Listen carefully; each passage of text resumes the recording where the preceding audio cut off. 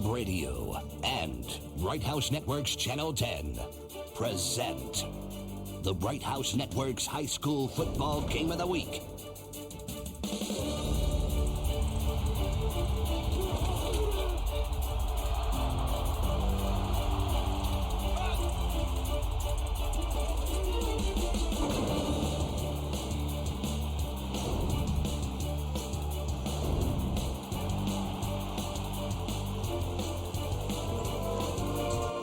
A very good evening, Kern County. Listen to the Liberty High School marching band finish off a perfect rendition of the national anthem. Bright House Network's High School Football Game of the Week. What a pleasure to be with you again here. Our final week of the regular season.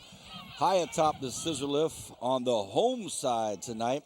I'm Vance Palm, as always, joined by Matt Alvarez. Tonight, Matt sporting the 4-foot-long bag of popcorn that'll be keeping us all company on this nice night. I thought it was going to be a lot chillier tonight, Matt. Well, let me correct you, Vance. It's kettle corn, not just popcorn. So, I mean, it's the good stuff. And not that cold tonight. You're in a polo. I mean, I thought we all just thought it was going to be just this cold, chilly, bitter night, but it is a perfect night for football. Yeah, and unfortunately, it's a perfect night for football up here. You know, the ambiance is great, but we're looking at the Liberty jerseys, and I mean, you got to love them for the camouflage and for trying something new, but this is going to be incredibly difficult on our eyes trying to figure out who is who tonight for the Liberty High School. And obviously they did not have the announcers in mind when they picked out these uniforms. We'll call it that guy. Of course, our captain down on the grass, Brian Adams, will be with us in just a second. He's down there talking to a couple of dignitaries tonight. Congressman Kevin McCarthy with the coin toss, a BHS driller. The Drillers, undefeated, top-ranked team in the Valley, on the road at the west side at Liberty High School. Both of these teams undefeated in league play. It's going to be a battle tonight on Bright House Network's High School Football Game of the Week. The Patriots kick off. The Drillers will take this kick, and it's taken at the goal line, and it is going to be a touchback as he was deep into the end zone, and it was the dangerous Derek Vickers. When we go down to the grass to Brian, we'll find out how he's feeling about another big game for the Drillers. Brian, welcome. Nice to have you with us again tonight. Here we go. Drillers in a familiar spot, undefeated and top dog. Well, yes, Vance, this is where they like to be at. They like to be in that top position, the pole position. And they're going to come out right now and see if they can put pressure on this Liberty defense. Liberty's a young defense, a lot of sophomores and juniors. Let's see if they can handle the pressure from the Drillers. It'll be Chris Hannibal taking the first snap for the Drillers. And he sends Vickers in motion. Audibles. Sends another man in motion. They hand it right up the middle to Nacita, but a flag on the very first play from scrimmage, and that's thrown in the area of a holding call, so we'll see what the call is. Matt, we saw Nacita against Centennial a few weeks ago when it was Nacita left, Nacita right, Nacita up the middle all night. But this is going to be on the Drillers and the Liberty faithful here.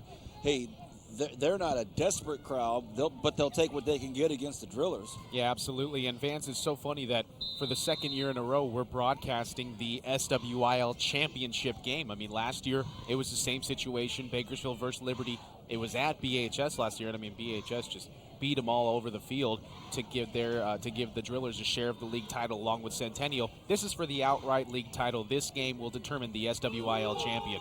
First and 20, there was movement on the right side. Nacita at the 30, the 40, the 50, the 40, the 30, the 20, the 10.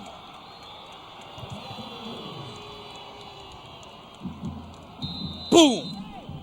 Brian, he ran right by you. Something must have happened really good early in this play. Well, Vance, there's a huge hole on the right side, and Nacita hit the sideline. The safety took a bad angle for the tackle and was not able to come over and almost tried to push him in the back. And once he got by the safety, he hit the sideline, and it was all she wrote.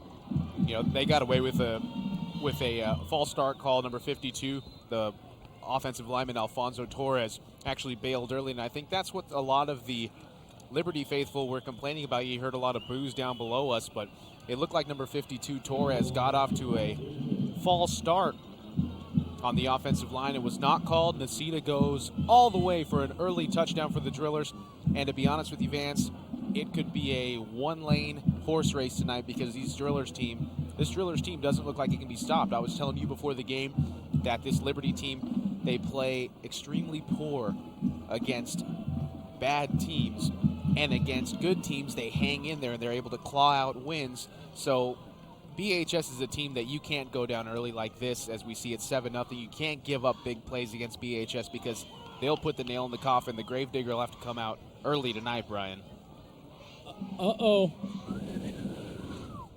we saw the movement. I actually mentioned it on the snap just because I thought they were going to throw the flag. I thought it was coming out, but sometimes it's just a sliver early and doesn't get noticed from up here. We just happen to have a bird's eye view, but an 85-yard jaunt by Nasita, and he's off to a very good start statistically.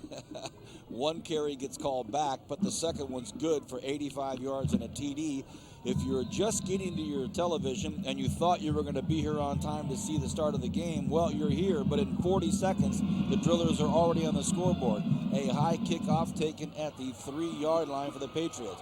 Look at this, not a bad spot here, and the Patriots have a pretty good look out. The old track burn on the forearm there as the Liberty return man gets shoved out of bounds. But here's another look at that touchdown run. From our vantage point, we see movement right there. Oh, they definitely move, fellas, but watch the safety in the replay. He just takes a poor angle. That's his tackle right there in the alley. That, Brian, and some pretty good open field blocking by a Driller. I didn't see his number, but I saw his fluorescent cleat guards, and great job to keep that hole open. Here come the Patriots on a 1st and 10, and they start off with a pretty good play, and that blocking downfield on that touchdown was Kevin Elijah. I know that because I found his fluorescent feet on this play. So Kevin Elijah, there he is, number 2 right there. A great blocking on that touchdown run. Oh, you see here on the first play from scrimmage for Liberty, they just run a simple power play to the left side, and I believe that's number 22. 22, is that Corbin Jounty? It is, or I think 23, Jounty's their starting running back, so I'm going to have to say that that's him picking up the first down. Now he fumbles the ball, and it looks like Liberty jumped on top of it for another first down, or for a first down on the play, so pickup of about 6 yards on the play by Jounty. Well, we heard the public address announcer here, Mike McQuarrie, Mr. Mack, if you will, and he announced it as Jounty carrying this football. So I guess a different number tonight for Jounty, if that makes any sense. It's 23, Vance. It's just really hard to see. Oh, okay, very good. Like you mentioned, it's going to be Jounty again, gang tackle at the 41-yard line. Again, I'm Vance Palm, joined by Matt Alvarez, Brian Adams, of course, with us on the grass last week. Tehachapi travels down from the mountain, about an hour and 45-minute drive from Tehachapi out to Wasco. And what a thriller that was. Due to my gnarly, cold flu, raspy voice, I was able to watch it from Brian's vantage point and be down on the sidelines, as you guys called an excellent game. And what a heartbreak loss for Wasco. We'll talk about that and the entire regular season tonight when we get some timeouts. 9:37 remaining in this first quarter. The Drillers trying to hang in there on defense and keep this Liberty offense from getting any momentum. The ball goes down at the 46-yard line.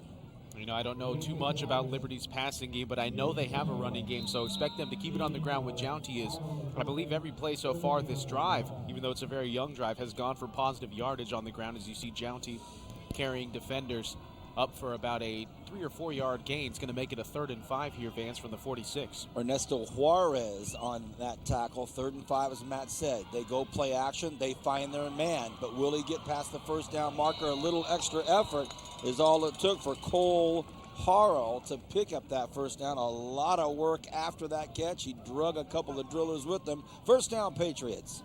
So as soon as I say, right on cue, Vance, I talk about they have a lack of a passing game. They go play action. Good play fake there by Renz, and he's able to find his man on the outside. And it's just power right here. That's weight room. You know, Brian talks about receivers being able to catch the ball in stride, and that was one of those great passes where he didn't have to look left, didn't have to look right, hit him right in the bed basket. 1st and 10, and now that Driller defense pushing Jounty to the outside. Nice one-on-one effort there. Ooh, that looks nice. Jounty taking on Elijah Jr.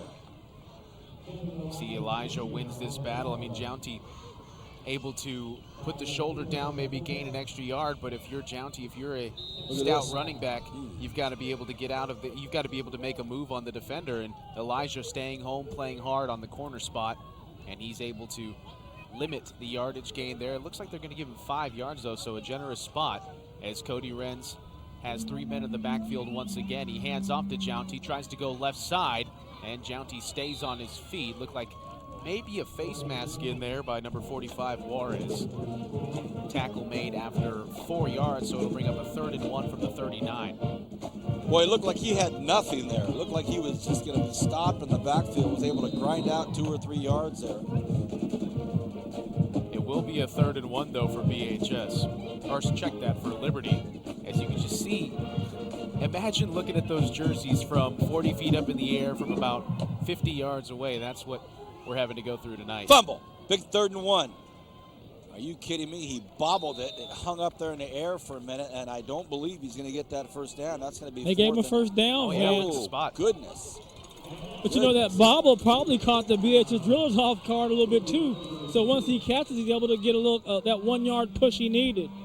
Isn't that crazy? Sometimes the bounces go your way. Sometimes they never go your way. That ends up being a 1st down for Liberty. 7-12 and counting here in this 1st quarter. The Patriots keep it in tight again.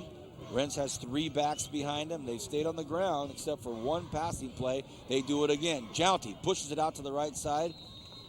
And, you know, Brian, we're seeing this Driller defense have to do something rare. They're on the field for, what, about 3 minutes now? It's a rarity for them. Oh, it definitely is. But, you know, one thing that Liberty wants to do, and you can tell they're going to play power football, and they're going to tell the Driller defense, you guys play a little bit smaller and quick. Can you handle the power? And right now, give credit to the Liberty offense. Their front is just driving the Drillers off the ball, giving Jounty some room to run. Head coach Paul Gola right across from Brian, crouched on the 25-yard line past the 1st down marker. He is barking orders. Here comes everybody, and it makes the Patriots get a little jumpy down there. And it looked like the big fella, number 71, Will Fiddler. And we've mentioned his name, seems like 11 years now. Fiddler's been on our tip of our tongue. And it will be a false start call. And like I said, Vance, that's one thing you don't want to do against a superior team like BHS is march backwards. And you see the head referee tonight, Nick Ellis. He was working the box for the JV game. I actually had a little bit of a conversation with him down on the far sideline. Sure you did. While he was on the clock, on the job. Kern County's Official Association. Here we go. 3 again in the box back there. 3 in the backfield. Sorry, 2nd and 12. We're under 6 minutes already. Renz, play action, goes to his weak side, throws it, and it's caught out there. Maybe a touchdown. A beautiful block downfield, and he stepped out of bounds. He stepped out of bounds, Vance. About right the 4 in front of line. Brian. You know, Brian, it looked like he went to take his Superman leap, but he jumped out and he stepped out of bounds. Hey, let's give Liberty Patriots some credit, fellas. They're keeping them off balance. They're making short, accurate passes, and they're just like runs. So great job so far by Liberty Patriots. Yeah, he did step out of bounds right at the 4-yard line. And there was some great downfield blocking again. I mean, when they throw that play-action pass, they usually have 2 guys that are open on the play, or at least 2 guys running routes. So the other receiver who doesn't get the ball makes that downfield block. Jounty hammers it down to the 1-foot line. So Liberty, very workmanlike drive. 99% run, 1% pass, but the 2 passes they've thrown have really chewed up big yards, and it's been successful. Gravedigger, you might have to put those nails up. I might not be busting them out at all tonight. I'm telling you, this Liberty team is very surprising here in the opening drive. 2nd and goal from the 1. 5:12 remaining in this 1st quarter. They go to Jounty. Jounty gets in. Touchdown, Liberty. What a nice drive. Yeah. Way to respond by the Liberty Patriots. I mean, after giving up a touchdown on, what was it, the first play from scrimmage. They come right back with a long drive that took about, 6 minutes off the clock. In-your-face football, and then they hit you with the play-action fake. And before you know it, it's 7-6 with an extra point coming up to tie the game early in the first. Ryan McBride comes on for the PAT to tie things up.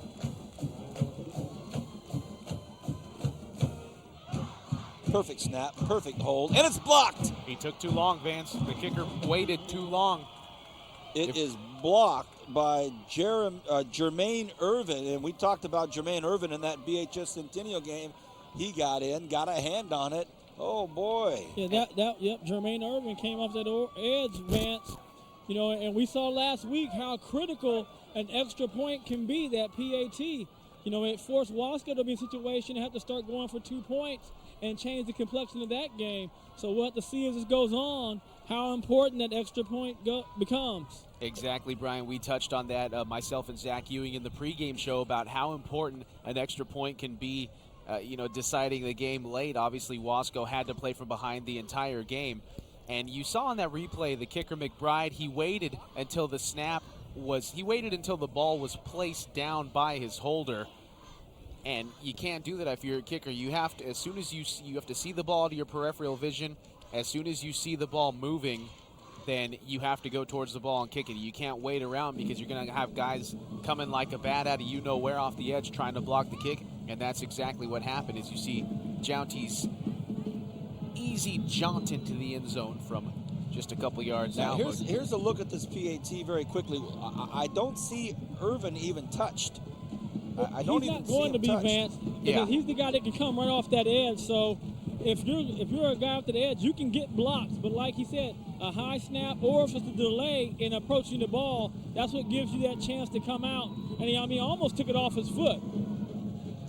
7-6, and Liberty will kick off, and it's another deep kickoff into the end zone, and Irving will have to just touch it back. And here's another look at the PAT, not to beat a dead horse, but take a good look at this, Matt. Talk to us. Well, here you go. You see the snap comes right there, and the kicker hasn't moved. You have to move as soon as you see the snap. You have to trust that your holder will get it down. And like Brian mentioned, Vance, those edge guys are rarely going to be blocked because you're more worried about the guys coming inside. The edge guys, you could have the fastest guy coming off the edge in the world, but if you have a sound snap, a sound hold, and a sound kick, and a kicker who times it perfectly, which, at this level should be, it should be second nature.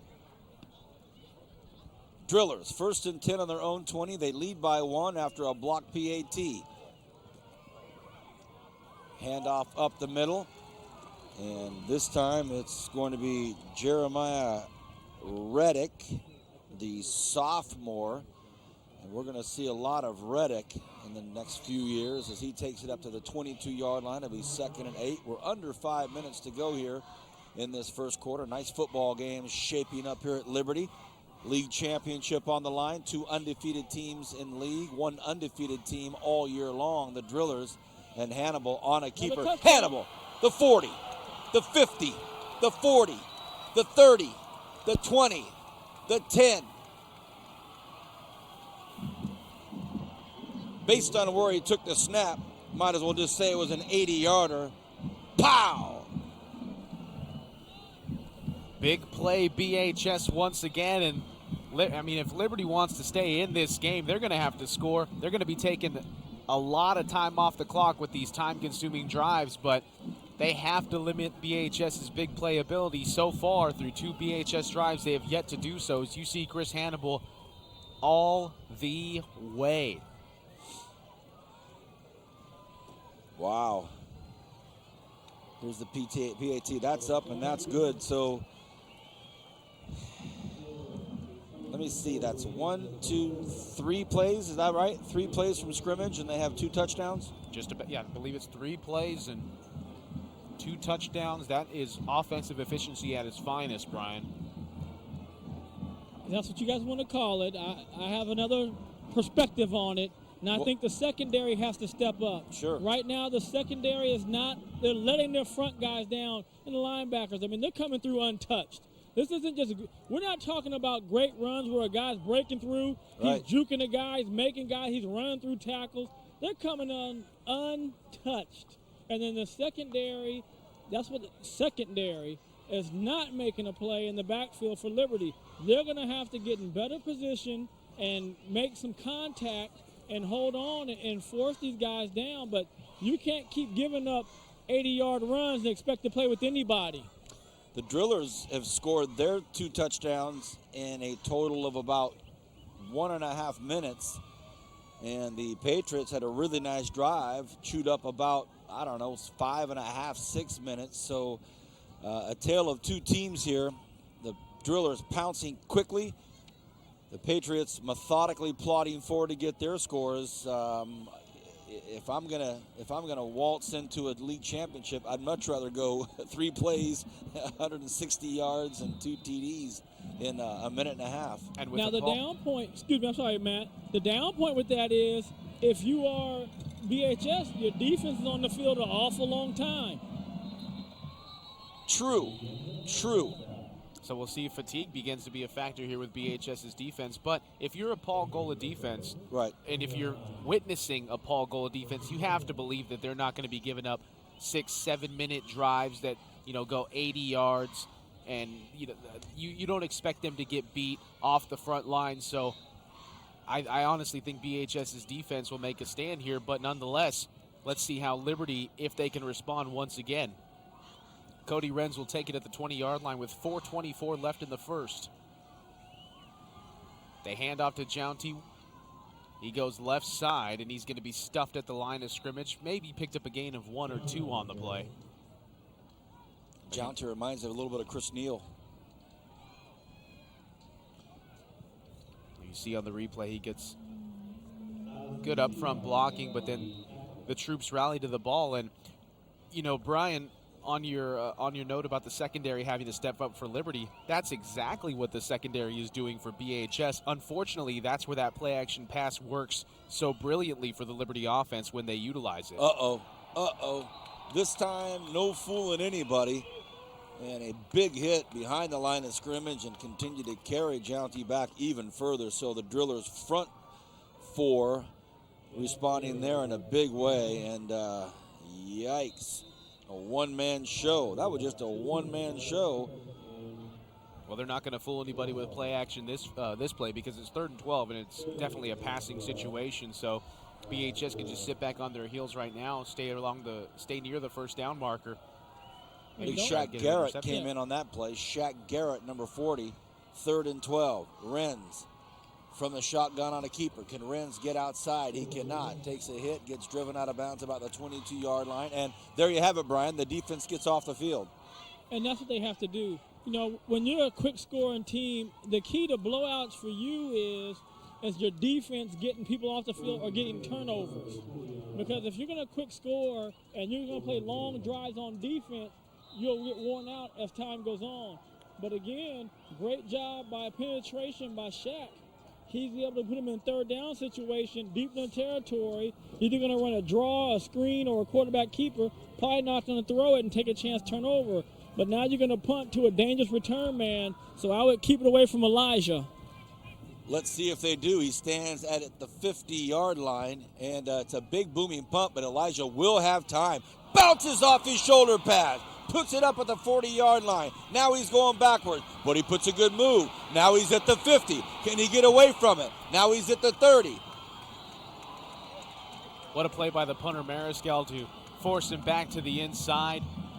That's Angel Mariscal, the punter. I mean, he got off a good boot, but he's kicking with the wind, and I think he may have outkicked his coverage there. You see Elijah, he makes this one fake right here, and then that's when the Liberty special teams unit starts flowing to the left, and he has a wide open space, a couple of good blocks, and you see Mariscal right there, the punter, using the sideline as his friend, Vance, and that's one thing you want to do as a punter, because if you can't make the tackle, at least push him out of bounds. He was able to hold him up just enough. What a crazy play that was. Elijah poised and ready to grab it at the 50 and do some damage. Has to go back and pick it up at the 40 after the ball bounces off his shoulder pads. Makes one move. 8 Patriots fly by him. He scants down the sideline, and then, as Matt says, punter saves a TD, but nevertheless, it's now 1st and 15 with 3 minutes to go in the first quarter, and the Drillers ready to pounce again. Hannibal gets everybody up tight, one receiver far out to the right side, Parker Campbell. Nasita takes it. Nasita takes on the linebacker and says, let's go. Now it's going to be 1st and 10 from or 2nd and 1 from the 20. As we see this replay here, and Nasita just says, all right, me and you. And oh my goodness, the DB slipped, or I don't even know how he made that tackle. 2nd and 1 as they grind it forward to another first down. Tony Mills, head coach for the Liberty Patriots. Paul Gola, the head coach for the Bakersfield High School Drillers. As the evening unfolds, we'll give you the names of the assistant coaches.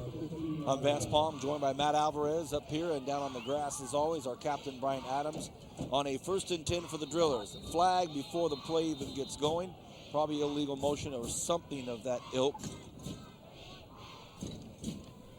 That's how they like to play, fellas. 1st and 15. Stretch it out a little bit. Give them more options, right, B? There you go. Just opens the field up for this BHS offense for the variety of plays that they run as Chris Hannibal looks over to the sidelines, gets the call.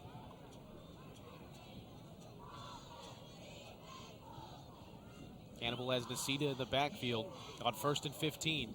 Sends his man in motion. Hannibal will keep it himself, and a fumble on the play. The ball's still loose, and it's picked up by the Patriots. Right when they needed a turnover, they get one, but is there a flag down? Let's see. I don't know, but Vickers is down. That's not a good sign. Vance, a couple weeks ago when BHS was playing Centennial, I mentioned how Hannibal, as you see Vickers on the ground, I mentioned how Hannibal, and Brian, maybe you can attest to this, how he's very, very risky with the way he pitches the ball. And he tried to pitch it on that one, and it went awry. Oh, on the replay, where did it hit the back? Did it hit him? Was it behind him, in front? It was way in front of him, about 3 or 4 what happened, yards. Brian, is the running back just he kind of stopped his angle, his run, because he obviously thought Hannibal was going to tuck and go with it. So he kind of slowed down, as we see it right here. So he didn't keep his pitch angle, his relationship to the quarterback, how they did 2 weeks ago against Centennial. He did not. You're right. Vickers kind of slowed down. Then right here at the end of the play, on his right knee, I think that's what it's going to be. And he's a little gimpy on the right knee as we see him walk off. Yeah, there he is. So, Matt, you talked about a couple weeks ago against Centennial. They had that relationship. As scary as it was for us to see, and as quote-unquote ill-advised as we thought it was, they had it under control. Tonight, on that pitch, they did not. And, wow, just what the doctor orders for Liberty. I mean, I think you can call that, Vance, a controlled chaos. The way that they pitch the ball between each other, Hannibal over to Vickers or whoever his running back is at the time. It's really a controlled chaos because we think it's crazy. They make it work to perfection. Unfortunately, not able to do so in that time. Look at this defense bouncing around, something you don't see very often. As Jounty again on the right side, and he'll pick up 5 yards. Brian, have you ever seen a defense jumping up and down like that, bouncing before the snap?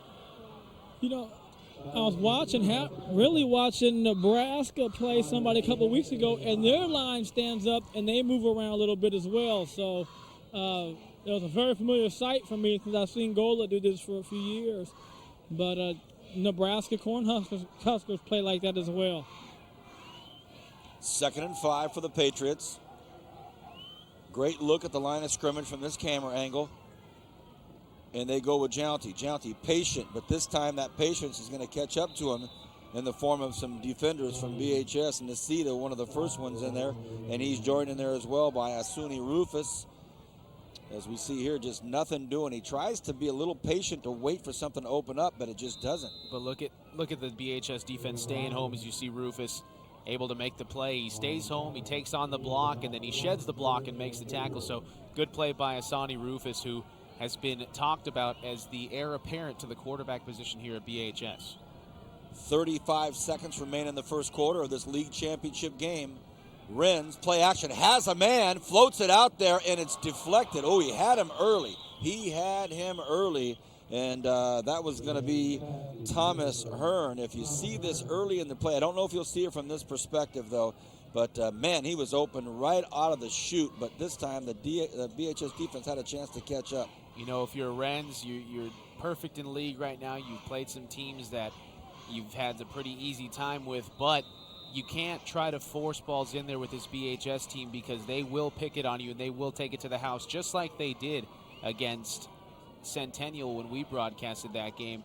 You can't force that ball in there if you're Cody Renz, not against this defense.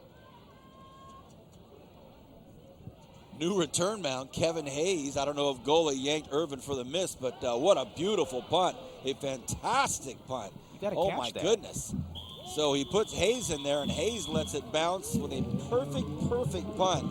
As Matt Alvarez does the math, that's a long one. Well, you're exactly right, Matt. As a return man, that ball had hang time, too. You got to get underneath that.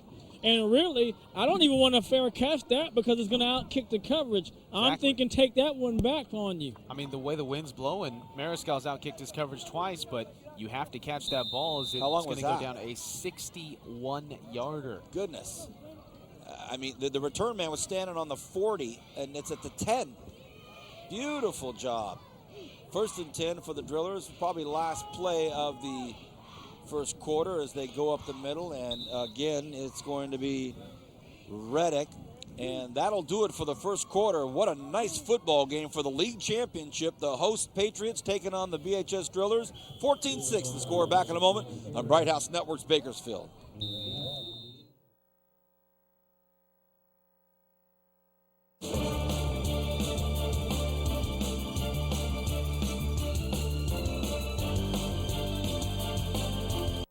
Break out of the box with Bright House Network's Whole House DVR service. Our Whole House DVR service makes it easy for everyone to enjoy their favorite shows. With options to record up to 4 HD channels at once, store up to 120 hours of HD programming, and view across multiple TVs in your home, something no other provider can offer. You're getting more entertainment and more convenience in more rooms. That's Bright House Network's Whole House DVR service. Learn more at brighthouse.com/DVR. Wow, I can't believe you just told me that.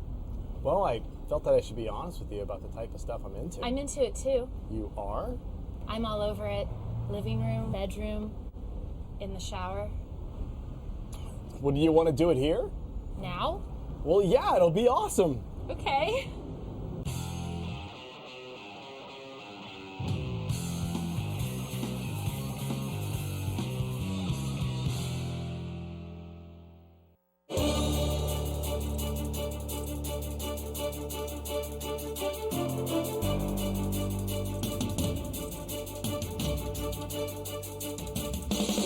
Welcome back, everybody. Vance Palm alongside Matt Alvarez on the scissor lift up here on the home side above the crowd. Brian Adams down on the grass, 2nd and 5 as the Drillers crunch forward for what's looking like a first down. Hey, kudos to the Liberty High School Marching Band. A fantastic arrangement of 25 or 6-4 by Chicago. Not only was it banging, but they stopped it right on time, so they've done their homework on timeout breaks. And on media timeouts, Kevin, Willie, and I were up here doing it. Nacita at the 50 with a straight arm, at the 40 with that same straight arm, and he gets brought down at the 33-yard line. So Silas Nacita continues to do what he does. Brian, what do you like about this kid? You know what, Vance? He's just a good, tough, rugged football player. He gives you everything he has, and there's never any quit in him. You know, and he personifies, you know, Coach Gola's attitude about football. Just rugged, explosive, great player. Number 5, tackles number 5. The quarterback, Cody Renz, tackles Silas Nacita. So two big-name players involved in that bring down. Hannibal right up the middle. Oh, what a nice read that was. Just a beautiful job of him taking a look at things and saying, I got it. And boy, did he get it. on a 1st and 10. He chews up 14 yards. Look at that patience. Look at him read it and saw a little bit of seam, and that's all he needed. He gets down to the 18-yard line. Nice job. Yeah, good to see him lower the shoulder there, too. Vance take his defender about 3 or 4 yards downfield. 1st and 10 from the 18, like you said. Hannibal this time, nice relationship with Reddick. It wasn't Reddick. He drops the Vickers, drops the shoulder. He's back in the ball game. Nice to see. So Vickers hangs in there that time, and wow, what a punishing run at the end. You see Hannibal, better relationship, like you said, this time, and Vickers has a lot of open space, gets a great downfield block from Elijah, and then, oh man, bow. 2nd and 1, just underway in the second quarter. The Drillers trying to make something special happen here and to continue their undefeated season. Get a week off next week, bye week, and rest up even more. And, you know, pregame, we were out there in the football field as we see this replay. We were talking to some of the people in the know with the BHS football program, and essentially they have a very healthy roster. Nobody dinged up per se. So all things pointing to a good postseason run for the Drillers. 1st and goal from the 6. A strong run by Nasita gets down to the 3-yard line. All things pointing to a #1 postseason seed for the Drillers if they're able to pick up a victory here, albeit Clovis is up there. I mean, Clovis has a loss. They played Centennial very closely in the game that we broadcast and went 2 overtimes. So if BHS can pull out a pretty resounding win here, then there's going to be no argument whatsoever. 2nd and goal from the 2. Vickers in motion. Hannibal gets it in himself. Touchdown Drillers, and the faithful loves it. The Drillers are in 20-6. Hannibal does it himself this time. Gets it in the end zone for a 14-point lead. The extra point going to come from Parker Campbell, a member of the Alvarez Kicking School. Tell us about that young man. You know, Parker has one of the strongest legs for his age that I've ever seen, Vance. I mean, the kid's just a junior, and he can boot the ball a mile, as you can see. I mean, I can't wait for him to put a kickoff up because you'll see how far he can boot the ball. As the snap's a little low, but handled by the holder. And Campbell knocks it through for a 15-point lead, 21-6 with 9:44 left to go in the second quarter. But with the wind blowing in his advantage, Parker might put this one through the uprights, Vance. Here's a look at the touchdown. Hannibal, just business as usual. Takes a couple of hits, but falls into the end zone. You know, Brian, correct me if I'm wrong, or at least give me your take, as we see a nice shot of head coach Paul Gole in your frame there, and Paul pumping guys up. But, Brian, this is not a BHS team with any real big names on it, and I want to be very careful when I say something like that because, you know, if these drillers are watching this, or parents or family or coaches, and, you know, really they probably don't care that there's no quote-unquote big names. They're playing so well. But sometimes you get a school like BHS, and every year there's at least 1 or 2 big names on a team. I haven't gotten the sense that there's a real standout guy on this undefeated team. No, you know, this team right here would be probably comparable to the team that won the 3rd year with Pat Preston.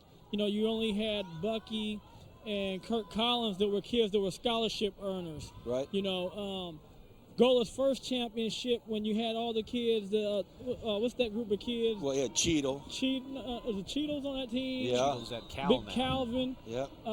And what's the kid that just got, oh, man, Talk to me. Thomas, who single-handed. Philip Thomas. Philip Thomas.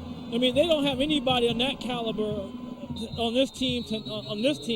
But one thing, you watch this team, it's the second time we've seen them and you listen to them. I was fortunate to be in a locker room before a game started last week, 2 weeks ago when we played Centennial.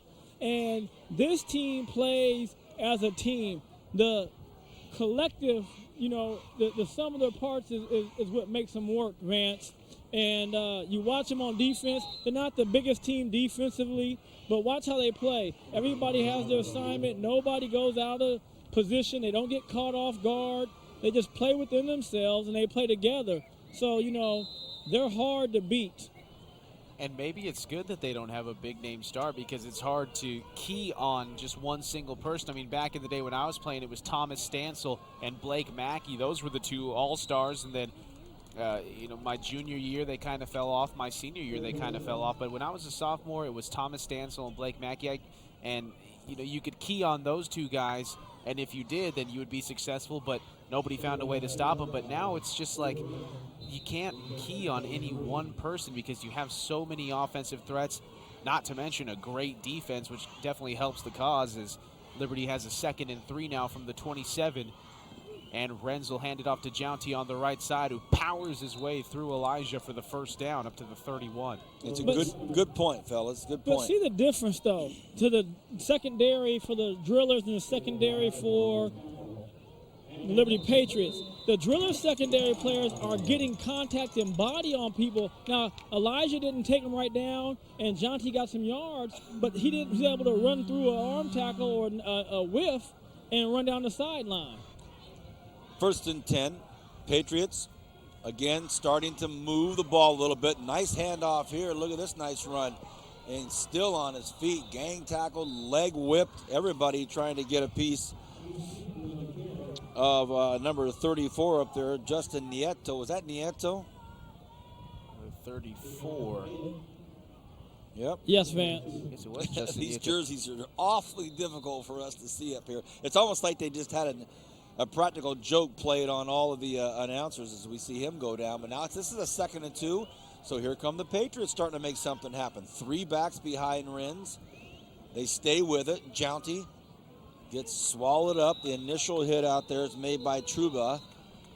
The blitz was coming, Vance. You knew it was coming. You saw Trueba kind of fill the hole on the left side. It ended up in a loss of yardage. So it's going to be a 2nd and 4, or a 3rd and 4, or a 3rd and 5 here for Liberty as Trueba able to come in untouched just about. He makes a pretty good tackle in the backfield. Big time 3rd down here for the Patriots.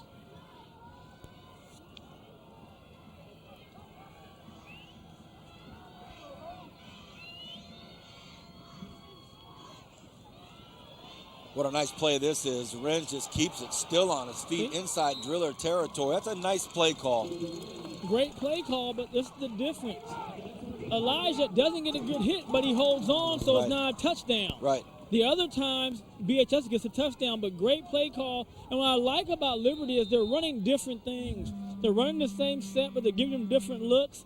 They had a counter play a while ago, picked up 5-6 yards. And they're doing a good job of keeping the Drillers off balance, but you're not going to fool the Drillers too often and get them out of position. 1st and 10, 3 backs again behind Renz. Renz wants to throw, takes a look at Jounty to his left, flushed out of the pocket. He's in trouble, lets it go, and throws it wisely in the neighborhood or the vicinity of Cole Harrell. So he got rid of it, but boy, they were coming at him. That had shades of Liberty Centennial last year when Renz was chased out of the pocket. I thought he was going to take off to the left and then circle all the way back to the right, but good play by Renz, just throw that ball away, something we haven't seen him had to do tonight. He's tried to force it into some pockets. He's tried to force it into some double coverage. Good to see Renz throw the ball away here. It brings up a 2nd and 10 from the 47. It looks like Paul Gola is going to call a timeout for BHS. So, Matt, you talked about that. You touched on it briefly. For those of you that maybe don't remember, didn't see it, don't know what we're talking about last year, here at this stadium, the Liberty Patriots taking on the much heralded, much talked about Cody Kessler Golden Hawks, and it was the last play of the Freedom Bowl. And Cody Renz ran to his left, ran to his right, ran to his left, stand up, fight, sit down, fight, whatever that cheer is, and he launched it, threw it into no man's land, and it ends up in the hands of Carson Moyer to win the football game over Centennial. And it was one of those games that was just, you never forget something like that. It didn't change the world, but it was a great call. Take a look at tonight's referees. The head referee, my man, Nick Ellis. The umpire, Tom Trees. The head linesman, David Newby. The line judge, the man, Rich Kellenberger. The back judge, John Bermejo. And on the box is Steve Letsky, all members of the Kern County's Official Association. Vance, basketball is coming up, soccer, all kinds of sports, wrestling. Kern County's Official Association does them all. If you want to be a member of the Kern County's Official Association, you think these guys, you think you can criticize these guys, you think you could do it any better, then go ahead. KCOA.org. KCOA.org. And you can go through all the classes and whatnot. Go ahead, Vance. Also, Matt, it's a great time. Daylight savings, it's dark early. Your day finishes early. You might have some time in the evenings where in the spring or summertime you're out doing things. Help them out. 2nd and 10. Renz taking his time with the slow call. Junti cuts back up the field, and Junti gets up to about the 42-yard line. Brian, try to read the mind of Paul Gola there, calling a timeout with about 8 minutes to go in the first half, up 15. You think he saw something he didn't like, or he saw something that he liked? Well, he probably just saw some things maybe a little off kilter. Or just want to settle the guys down and say, hey, let's get back to what we do. Let's play our football. Let's get this ball back and try to put another 6 points on the board before halftime. Strong left side on a 3rd and 5, 3 backs. They stay on the left side. Johnny's going to have to cut it up, and they do not let him get it. What a nice job by that Driller defense. And in on the initial hit there, again, we've called his number a lot already, is Kenny Chiriba and, of course, Shaq Garrett. So a couple of hard-hitting drillers keep him from getting the first down. It's going to be 4th and 2. Oh, it looks like they're in 4-down territory right now at the 39, and it looks like they're probably going to go for it. I mean, they figure that they have to put some points up on the board here with 6:40 left to go before halftime. They have to try to mount some sort of offensive stand. Of course, BHS's can't defense. even walk. Officials timeout they're going to call. They're not going to charge it to Liberty. And I can't see the number, fellas. Sorry. It looks like 34. It looks like Nieto.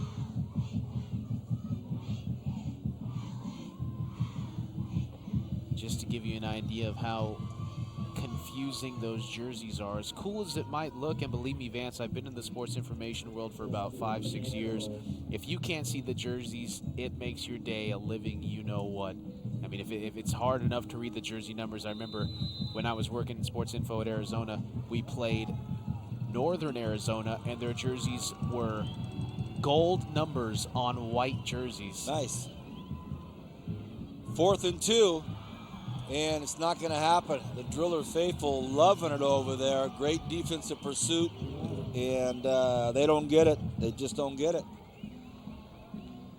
Well, I mean, the play has worked for them in the past. The option has worked earlier in the game for Liberty, but BHS's defense obviously saw something in the formation. They stayed home, and you see Elijah able to force the pitch, and then Jounty wrapped up by number 12. Looks like they're going to measure Vance. It may not be said and done just yet, but Jermaine Irvin made the initial contact. We will see. A much better spot than I thought.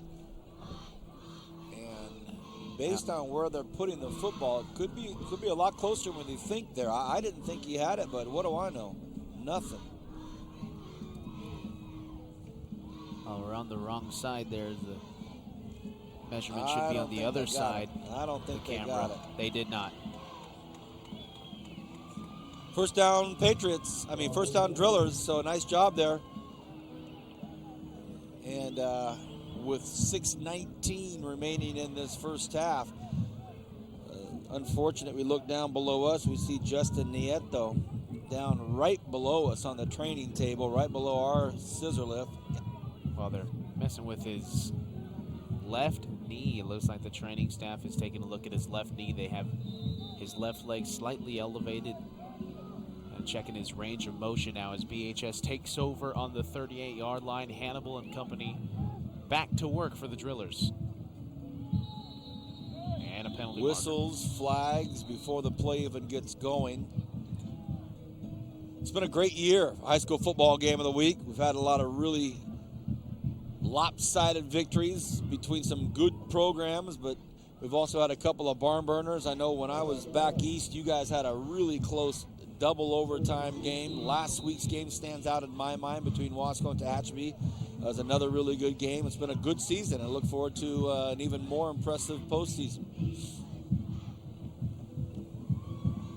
Dead ball false start penalty was the call against the Drillers, so it'll be 1st and 15. Hannibal rolls to the right, finds Nacita on the right side. Nacita hurdles the defender and gets up and over the first down marker. Maybe could have been a horse collar tackle at the end of the play from my vantage point, but referee right on top of it. beautiful play call. Again, Hannibal just out to Nacita. Watch this. Whoop! Up and over. Wonder if Boy, he that runs nice. track, Vance. It's a 300 meter. The hurdle's a little higher than that little lunge on that tackle. I can tell you that. And he hit his foot, so Yeah, I can tell you that one. midfield, 1st and 10. Hannibal decides to keep it himself, and now they seem content to say, okay, we'll take a nice plodding, workman-like drive and just basically finish the half with a touchdown. Well, if BHS can do that, the Gravedigger may have to. Oh yeah. And with all the wind that's been blowing, you know, wouldn't be right without seeing a couple tumbleweeds after hearing that little verse you got going there, Vance. A throw, and it's in dangerous area of the football field. He tried to jam it in there to Hayes, but man, I saw a lot of blue camouflage jerseys all over that. That was tough going there, B. Well, I think if there's gonna be a question, if you're saying what the weakness is, and I don't, you know, is you gotta think it's their passing game, because they haven't really had to go and had not been forced to really throw a ball where they have to throw and make consistent plays. A throwing situation here on 3rd and 5. Nope. Liberty defense steps up there. Brian make, another salient point. Have they really been tested on their passing game yet? Probably not. See on the instant replay, Hannibal goes up, keeps going up, and falls down 2 yards shy of the first down marker. Keep in mind, Silas Nacita is BHS's punter. However, don't be surprised to see him go for it here. I mean, if at least they could do is snap it directly to Nacita and have him quick kick it, but no dice. Hannibal's going to take it himself on the right side. He'll easily get the first down. He picks up 5 yards on the play, so it'll be a fresh set of downs. 5:08 left to go in the second quarter. You talk about this offensive line for the Drillers. Nick Kidd, Garrett Black, Alex Marquez, Alexander Santa Cruz, Alfonso Torres. These unsung, integral parts of this Driller offense that I know Coach Golo will appreciate us mentioning their names, as we see Nacita just crunch his way up about 9.5 yards. Again, these are not 6'5", 300-pound linemen. They're smaller in size and stature, but boy, do they do a good job up front. This is going to be a team, despite their lack of size, Vance, this is going to be a team that surprises a lot of people in the postseason. I mean, they're going to open up with a weaker team, maybe like a Hanford West or something like that, but they're going to surprise a lot of people, and I think that number 1 seed is going to be well-deserved. And you wouldn't think it, with the lack of size. 1st and 10, 4:25 and counting remaining here in this first half. Another pitch, another successful pitch, and a head-on shot, but now it looks like it's going to be either a horse collar or a face mask or something. It might be a head shot, Vance, a shot to the head. Let's see what the official call is, but Vickers came full throttle and just went backwards. There's Nick Ellis in the white hat. Let's see what he calls, Matt. He just did a 180 turnaround. Yeah. Face mask. When you see a body stop that quickly, it's a player wanting to hang on to his neck, wanted to keep his neck. Perfect pitch. Well, actually, Vance, I have to disagree. I think that Vickers had to actually stop for the. Oh yeah, wrapping his hand around around Vickers' neck. I believe that's number 16, Ben Duran. So it'll be a 1st and 10 as they move the ball half the distance to the goal. It's going to be at the 12-yard line. Or 11-yard line, not at the 8 like the scoreboard says. Hannibal sends Vickers in motion. They'll run the option again. Hannibal keeps it himself, and he'll pick up 4 yards on the play. So I believe if Vickers would have had that ball in stride, he could have avoided that face mask altogether. Nonetheless, it gave BHS a new set of downs, and they'll have it 2nd and 4. 2nd and 5, about 2nd and 6. Kind of hard for the scoreboard operator to see at that angle, but 2nd and 6 from the 7. They're at that weird juncture where they can actually get a first down inside the 1 without scoring a touchdown. 3.5 remains in the first half. Nacita right behind Hannibal. Nice job of the Patriots. This time they hang on to Hannibal. Doesn't get much there. Doesn't get it done. So we'll probably dip below 3 minutes before this next snap takes place. We haven't known where we were going the next Fridays. We haven't really known where we're going to go. We knew a couple of games we were going to do, and we even changed that one on you. But now we for sure don't know, because next week it's the playoffs. So we'll just have to kind of wait and see what evolves and what develops in the newspaper. But we'll be somewhere here in town. Or in Wasco. Touchdown, Drillers. I think everybody was Nicita. fooled on that one, Vance, as Nicita takes it right up the middle. And, well, I was looking at Hannibal. They run that play fake so well. I mean, it's the triple option. You can hand it up the middle, Hannibal can run it, or Hannibal can pitch it, and you have triple threat right there. I mean, that's just 3 unstoppable forces of humankind. And Nicita able to plunge in, give BHS a 21-point lead with the extra point upcoming by Parker Campbell. And Snap, it's good. the hold, everything looks nice there, and it's up and it's good. You know, Brian, this offense that the Drillers have, they make it look so easy, but, you know, these tight handoffs, as we see this replay here, this is not as easy as it looks. Just perfect exchanges, 99 out of 100 times is what makes this offense work. It's not just as easy as it looks. No, it's not. It takes a lot of practice, and you have to have everything on timing. And then the quarterback has to do a great job of reading, and he's done a great job. You got to remember, he didn't get many snaps last year because he was the backup, and they had the quarterback in Burrell. So for him to do what he's doing this year, give Coach Gola and the staff and Hannibal credit for all the off-season work, getting prepared to this point. Hannibal's coming into tonight's game, 12 passing touchdowns, over 1,000 yards in the air, almost 800 yards rushing, which he's surpassed already tonight. And he scored 17 touchdowns on the ground. So, he's a quarter of the Drillers' scoring. So you're looking at a special kid in Chris Hannibal. And maybe we get some time, Brian, you can retell, the descriptive story of this young student athlete and what a nice young man he is. We'll probably try to touch on that in the third quarter. Right now, 28-6, the Drillers starting to move in command of this football game here, and we're still only in the first half. Here comes the kickoff, and goes into the end zone, and it will be 1st and 10 from the 20-yard line. You're enjoying Bright House Network's high school football game of the week in its entirety tonight, the Drillers at Liberty High School. And because of the Veterans Day holiday tomorrow, we're playing on a Thursday night, and it just so happens that because it's Thursday night, we got lucky. November 10th, the night of the perfect spherical full moon. November 10th, 2011. Tomorrow is 11/11/11, but tonight we get the perfect spherical full moon. 1st and 10 Patriots. Wren's hands off to Jowney on the left side. Jowney breaks a couple of tackles, and he'll get about 4 yards as he's dragged down by Nicita.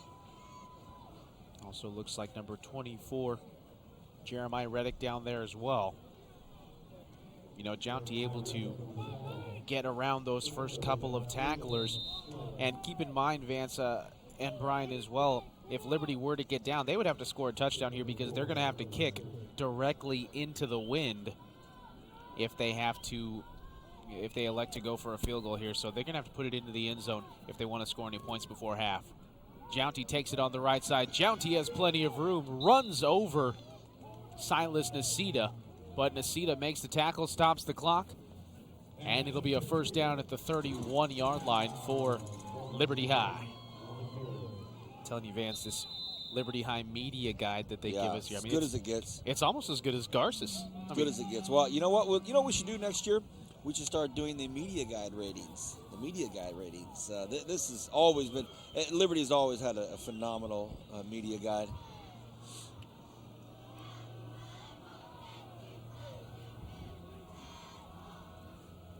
First and 10 for the Patriots. They get to Jowney. Jowney chews up 5 yards, so good positive yards on that 1st and 10. We'll dip below a minute and a half here left in this first half.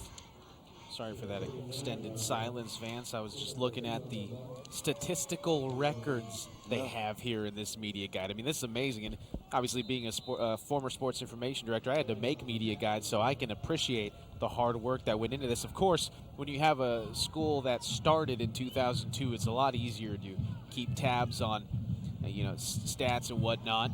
Ren's in the air, play action. He's going to get out of bounds. Oh, and a big hit late. No flag, though. It was right in front of the official, but apparently it looked clean. That looked like Kenny Davis. My goodness, that was a huge hit at the end of the play. And, the BHS defender didn't look like he was going to be, there you see number 45 right there. Watch Kenny Davis. Bam! Oh, could have been a lot worse. Yeah. Could have been a lot worse. Juarez wasn't looking for a call or anything, so I think he just knows it's just a hard-nosed football play. It's going to be 3rd and 4 here. There's where Liberty may be at a disadvantage here. They have 2 split out to the left. If BHS can hold them here, they'll be able to have 2 timeouts. Ren's trouble, getting chased out. Ren's throws it, intercepted. Bad pass. And it's going to be the Drillers that bring it down at the 36-yard line. And Ren's is hurt. Ren's looks like he's got a little hip pointer. I don't think he saw the defensive player. I don't think he saw Wasani Rufus. He gets in trouble here, and he's trying to get rid of it. He's in trouble, flushed out of the pocket. And it may be where Rufus was just not in his vision, might have been covered by the line, but threw it right to him. And now all of a sudden the Patriots have to dig in deep here and keep the Drillers from getting this thing out of control with less than a minute left. Yikes. You can't throw it blindly like that, Vance. I've said it all game. If you're Renz, you've got to throw that ball out of bounds. You have to lick your wounds and take the loss. They want to take a shot. Hannibal to the corner, and they get it. Wow. Great mid-air body correction by Kevin Hayes, and boy, that was just really, really smart on that BHS offensive coaching staff. Just take a shot, and they did, Brian. Well, I'm watching the cornerback, and he's sitting inside. That's the play. He's sitting inside again. That's the play again. If you really just want to throw it for the sake of practice, is work on a fade in the goal line fade to that back pylon, because there's no way you can cover the fade from that position. And as you talked about it, we were watching it, and he had the entire corner. Now it's a pitch, and this time it's going to be a successful touchdown pitch for the Drillers. Oh, and maybe Vickers not. get in. There's a flag on the play, though. Flag on the play, and it's going to be holding Drillers, so quickly called off. But, boy, if you're the Liberty Patriots, you were, trying to get down the field and maybe get a shot at a field goal to put up 9. And just like that, the Drillers are just pounding on the door in the neighborhood. Where's that hold? Let's see if we can see. I mean, the only person I would think of would be Elijah. Yep. That didn't look very much like a hold, to be honest with you. He's pushing his guy out. He's opening up a hole, and might have been on a different player because it looked like Elijah was pretty clean on the far side. Nonetheless, it was thrown by Ellis, so it's going to be somebody inside in the interior. It's not going to be on the outside. Okay. It's going to be a timeout called by Liberty as the balls move back to the 15-yard line with 36 seconds left to go. Coach Gola and his staff meet the Drillers out 20 feet off of the sidelines. They want to talk this over, and Coach Mills is going to go meet with his staff, and they're going to say, hey, we really got to try to stop these guys from getting in here right now at the end of this half. Coaching staff for Tony Mills for Liberty High School, and he's got a stellar staff, some great names out there. Nick Harker, Zach Vasquez, Chris Branson, Chris Barron, Wes Pollard, the great Ole Miss Corey Actis, Rick Brogdon, Joe Matza. Okay, Vance, call him the great Ole Miss representative or Ole Miss. He knows what I'm talking about. Yeah, but maybe some of the viewers don't know. Ole Miss sorry. obviously missed the University of Mississippi. They Ole Miss. It's called Ole Miss. Yes. Yeah, I don't think you'd want to call Corey Actis an Ole Miss to his face. I'll tell you this, guys, you go back to that big fade. That's also where, as you play enough, you have to understand what a team might do to you. And you want to play on top of them outside and force everything underneath. Well, 1st and 15. Hannibal goes to the air, but he decides quickly just to kind of keep it on. Then he gets rid of it at the very end. Looked like a forward lateral, but he just got rid of it. Just chucked it up there. Well, I mean, it would have been, if the ball would have been dropped by Nacita, it would have been an incomplete pass, Right. so it was a forward lateral. But you see, I don't like how Hannibal does this. I mean, we'll see how he does, if he does this in the playoffs. I mean, because against a good team, they're going to be all over that. If they know that he's going to make that pitch no matter what, they're going to be keying on that outside guy, Vance. 2nd and 11. They got out of bounds, so the clock did stop. So the Drillers trying to draw some even deeper blood right here. Another fade up top. And that's going to be a touchdown. Very well designed play, executed perfectly, called by Brian Adams, and it's a touchdown, Drillers. Gravedigger waking up. 34-6, 23 seconds left to go in the first half. This is a much better offensive performance from the Centennial game. I agree. You know, make no mistake about it. You know, they've been very dominant offensively. In the last 2 weeks, the improvements have been, to some football scholars, slight but significant. And to the average fan, you're looking at just a really, really solid football team here. Patriots, no slouches themselves, undefeated in league play and full of a lot of talent and some very good players. But they're up against a BHS team right now that, you know, just seems to exude a quiet confidence in everything that they do, offensively, defensively. You're not seeing a lot of talk. You're not seeing a lot of extracurricular nonsense. They just go out, they get it done, and they continue to score. Typical of a Paul Gola coach team. I mean, they're very disciplined. They, like you said, Vance, they just go out there and they get it done. They don't talk. There's no unsportsmanlike penalties against them. You know, they just get the job done, and that is this BHS team, Brian. You know, Matt, it almost looks, that play almost appeared indefensible. Yeah, I mean. No, it's defensible, and that's what I'm saying. If they play a team who has great athletes in the secondary that can lock up and cover, they can say, we can go one-on-one. You don't pass the ball anyway. So we're going to take Elijah one-on-one. We're going to take Kevin one-on-one, and then put our other 9 guys to stop the run. That's what's going to be difficult for them, is that they get into a position where you have to pass like that. And as long as they can run the ball, they're going to be a hard team to beat because, guys, they're going to ground you out with Nacedis and then the big play ability with Hannibal. And that's why I'm so excited to see BHS. More than likely, BHS will have a number 1 seed. More than likely, Clovis will have a number 2 seed. That matchup here in Bakersfield we will cover on Bright House Networks if both teams get that far. And Clovis has those shutdown corners, like you said, Brian. Clovis has the best defense in the Valley, and I'd love to see how that matches up against BHS's seemingly unstoppable offense. Haven't seen any. We've seen a couple of runbacks, not a lot, though. This football has been flying into the end zone tonight. 23 seconds remain here in this first half. The Drillers handling their business here in the first half, 35-6 over Liberty. You know, what I like most about watching them is their defense. They just don't get out of position, fellas, and the secondary players get people down. Not always impressive, but they get people down. 1st and 10, 20-yard line for Liberty. They've got 23 seconds. Wanted to take care of that football. Flag on this play as it started to unfold. It wasn't at the beginning of the play, but it probably be in the interior part of the football field. Let's see Nick Ellis with a quick signal, and it's a hold against the Liberty Patriots, so that'll move it back even further.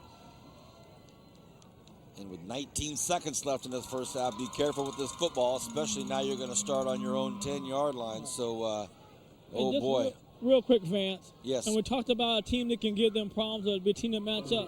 And the reason why I like to see that is because you would get a chance in that game to see 2 young men, one in Kevin Elijah and the other one on the other Kevin, really show their athleticism, and you would see how good of players they are from the outside. They don't get a chance a lot to prove it, but they are special athletes.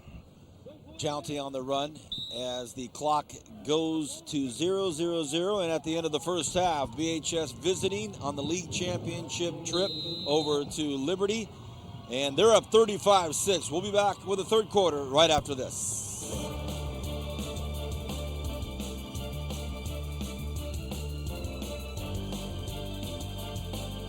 Bright House Networks is rolling out more ways to watch TV. We're giving you the freedom to watch TV anywhere you are on your choice of devices, computer, laptop, and most tablets and smartphones. Stay entertained with sports, movies, and more from anywhere. All you need is Bright House Networks TV and a My Services account from brighthouse.com. It's a whole new way to watch TV, available at no extra cost to you. Learn more at brighthouse.com/myservices.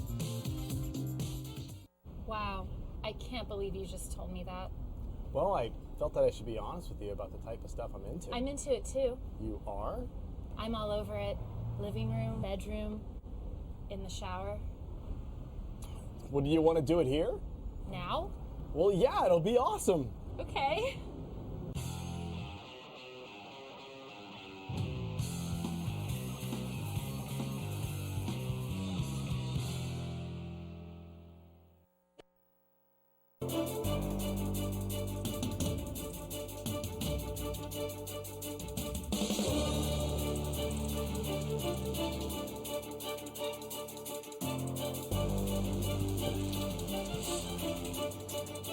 Welcome back, everybody. It's about ready to start the third quarter here. Bright House Network's high school football game of the week. The Drillers from Bakersfield High School, the most successful high school football team in the state of California's history, is again doing what they do, undefeated for the entire season.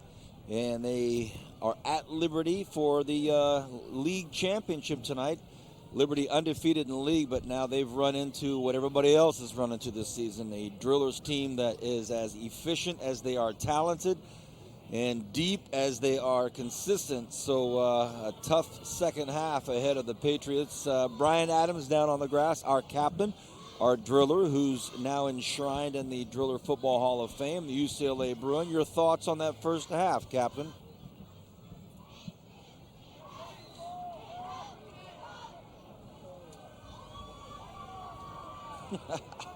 Those are his thoughts. I mean, it really nothing He's needs to be said, Vance. I mean, obviously you look at the scoreboard, 35-6, and BHS has just thoroughly dominated this game as Parker Campbell puts this one into the nice little toe touch by Ellis looked as if his tippy toes were on the goal line, but he returns it out to about the 15-yard line. So let's go down to echo your thoughts. Let's go down to Brian. Brian, give us your thoughts on that first half of football.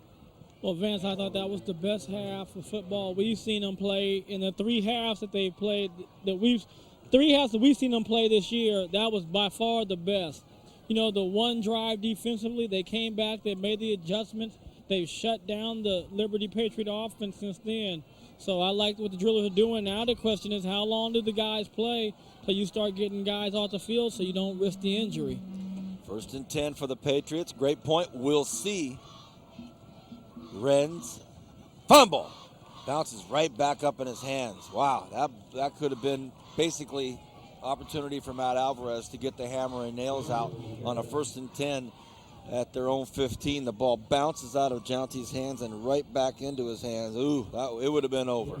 Well, to Brian's proposition, I have to answer that the BHS starters will probably be pulled around the 20-second mark left to go in the fourth quarter.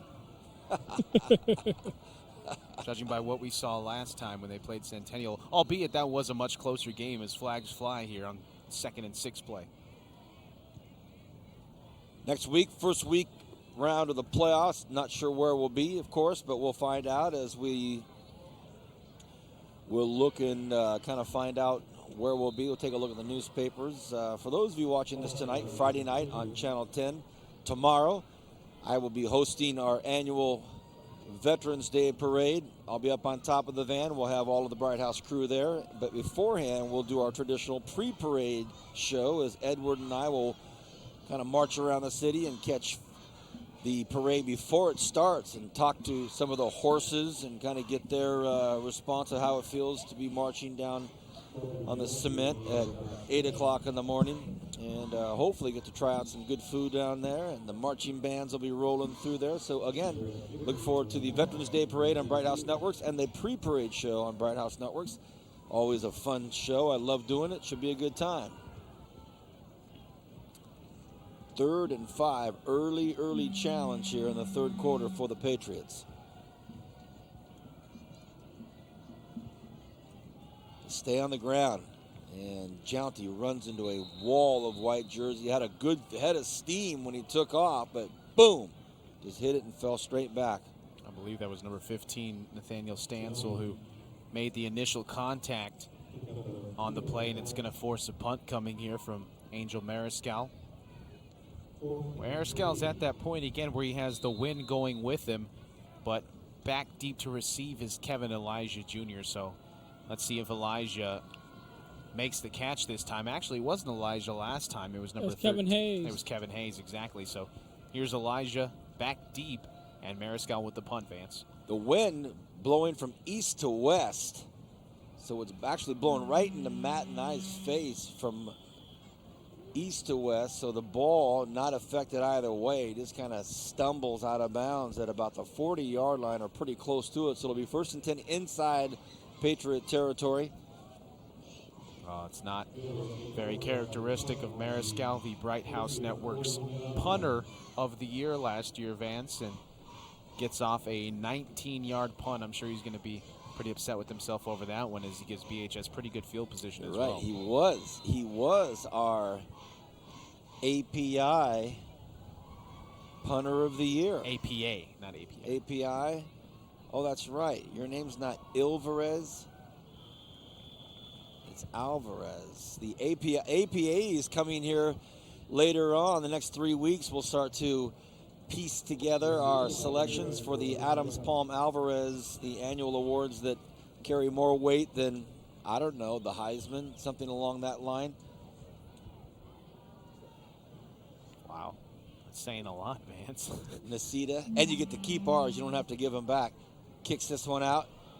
Another nice pitch, and the driller's still on his feet, and wow, goodness, gets into about the, and that's Pope, of course. Haven't called his number a lot tonight, but when we do, it counts. Here's a nice pitch. Look at this, Matt. Oh, he's got the pulling guard in front of him, and then the pitch to Hannibal, or from Hannibal to Pope, and a lot of people were fooled. They thought that Hannibal still had the ball. Pope, carrying the ball in his right hand, should have it in the other hand, but nonetheless, he gets it all the way up to the 6-yard line. It'll be 1st and goal for the Drillers as Hannibal has Nasita in the backfield, and he turns to throw, and it's a one-handed grab by Kevin Elijah Jr. Wow. Another Driller touchdown. A special kid. He is, just does it all, and had a great catch. I hope that our local affiliates were able to pick that one up and put that on the highlight reel. You see Hannibal just turns, throws, whoop! Oh, okay. Maybe he wasn't a one-handed catch, but he made a majority of it happen with his left hand, so good job bringing it in there by Elijah, bringing it to a 35-point lead for the Drillers with the extra point upcoming. And it's 36 as Campbell knocks it through. 8:50 left in the third, 42-6. Final week of regular season play tonight. Some games taking place around the city, but none is, well, on paper anyway, as attractive as this game, a league championship. I know Garza's playing for a league championship tonight. Ridgeview undefeated tonight as well. So, or undefeated in, no, they're undefeated overall. They're 8-0, aren't they? Overall. That's right. So and without Tyler Ferguson, their quarterback. So it'll be interesting to see the newspaper tomorrow morning or watch the highlights tonight on our affiliates and see who's done what and kind of see what falls into place for the playoffs. As you mentioned, basketball right around the corner for a lot of schools. CSUB started last night. The Lady Renegades started last night, 2 nights ago. So basketball knocking on the door. It's getting close. North Carolina and Michigan State about to get after it on an aircraft carrier in San Diego. Down in San Diego. It's that time of year, special time of year. Well, with high school football, you know, to get all your stats and whatnot and your predictions, obviously go to our main man, Mr. Zachary Ewing, proud father. Been now for, kid's about a year old at this time, I think. The main man. Yeah, the main man. I mean, that guy knows more about high school football than I ever wanted to know. We had Zach and his wife and his little baby over at Luigi's for the signing of Grant Campbell going to CSUB, and I ended up holding that baby on my shoulder for about an hour so Zach and his wife could eat. You could tell they were brand new parents. None of them wanted to let the baby. I said, listen, let me have that baby. And she was like, what? I said, give me the kid. I put that baby on my shoulder, fell asleep, and those two were like, we get to use both our hands to eat our meal. Unbelievable. So you and Zach do a great job. Great to have a pregame to precede these games. You guys are just so on it. So thank you, Matt. Appreciate it, bud. I have to give all the thanks to Zach Ewing. That guy knows the ins and out of every high school sport, not just football, but you can go check out his blog at bakersfield.com/schoolhousezach. That's where all the seedings and whatnot will come out. I believe it's going to be on Sunday in Porterville. Speaking of Zach's, our very own godfather, Zachary Flores, and his new baby, I'm hearing through the grapevine that he wants me to babysit so they can leave and go out for hours and then come back.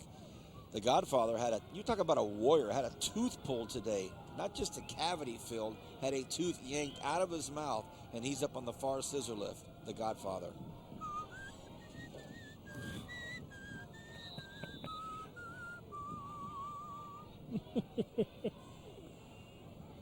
One and only Vance Palm, ladies. Just got a text actually about BC women's basketball.